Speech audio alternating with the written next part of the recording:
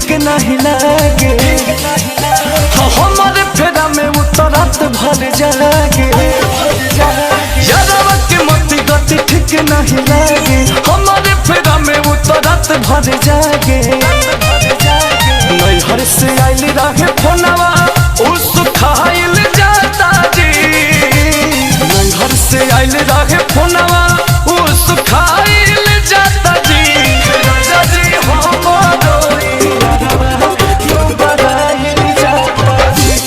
राजा जी हमारो यारवा तू बराइल जाता जी।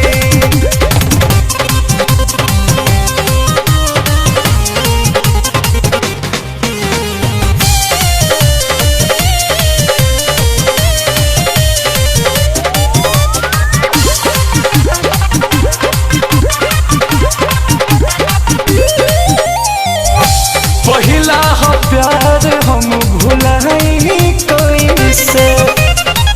मोह माया वो करा से हटाई कोई से। पहिला हो प्यार हम भुलाई कोई से। मोह माया वो करा से हटाई कोई से। सुना तनिका दो देहियो पिया रहाइल जाता जी।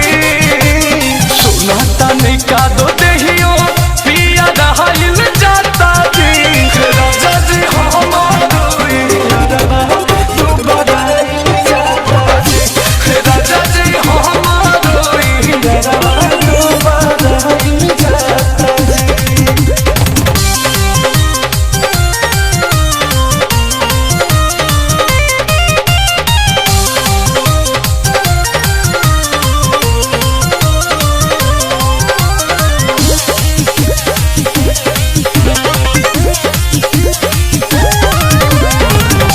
कई दिन से हमारे चलत खात नइखे। अन्न पानी ओकरा घोटात नइखे। दुही दिन से हमारे चलते खात नइखे। अन्न पानी पगला के घोटात नइखे। पाठक रोहित राजा अंकुश